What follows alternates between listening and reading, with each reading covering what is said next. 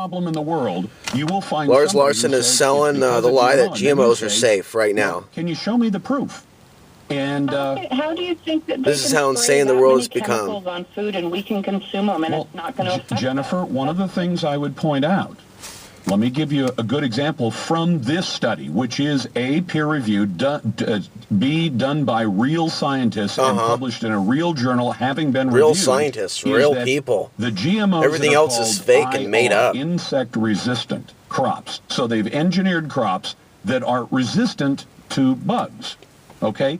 That farmer who grows that crop simple. has to spray fewer pesticides to keep the bugs from eating his crop. And one of the things that's pointed out in this study is that the amount of pesticides used has dropped dramatically because we have crops that don't need them anymore. So if you're worried about chemicals... Oh, so he'll believe a study when it's in favor of GMOs and the industry. Well, but the other studies aren't valid. Those aren't real studies. Into the seed, and what happens is the pests eat the plant, and it makes their stomach explode. But Jennifer, this should be something that folks like you would love, because way back in the 60s, do you know who Rachel Carson was? No. I would think you would. She wrote a book called Silent Spring. It was all about how pesticides and chemicals were killing all of us. And she was more of a lefty. But she wished out loud.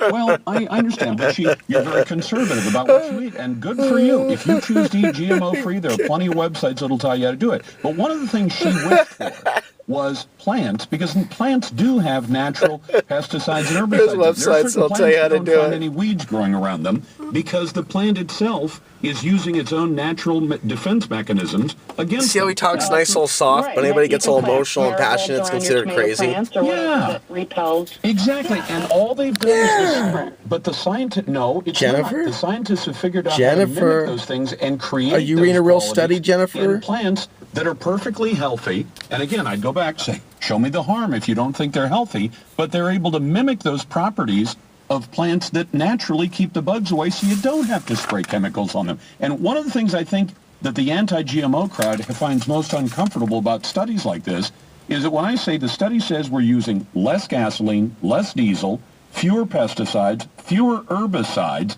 generating fewer greenhouse gases, if that's what you care about, all of those things are good things. And then I say, well, if you have all those good things, show me something bad. And all they say is, yep, every problem in the world is caused by GMO. And you say, okay, show me some proof.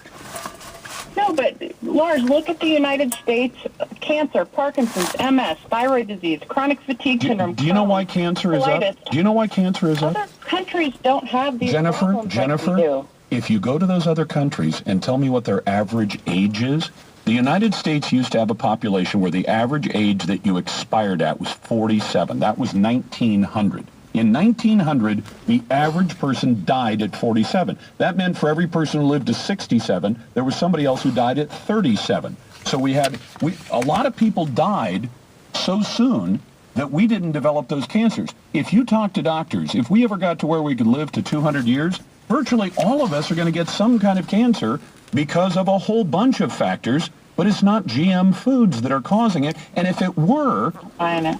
What's that? I'm not buying it. I don't think age has anything to do with it. You don't think that age has anything to do with cancer? No, there's the amount of children that get cancer in the United States. I wish I had all my stuff here that I could... I'm going to email you a couple... Okay, email it to me. Well, I'll tell you what, I'll do a swap. You send me your email. Will you actually sit down and read this study? Absolutely. Okay, I will. You send me an email, and I will send the study back to you, because I want people to look at it and then tell me if we're using less fuel to grow more food and using fewer chemicals, how is that a bad idea? I'll send the study to anybody who wants it. talk@LarsLarson.com. Portland's best traffic is right here. GM free from Jeremy Scott on FM News 101. The service of the Ryan Group, they guarantee to sell your home in 59 days or less, or they'll buy it. The RyanGroup.com. Traffic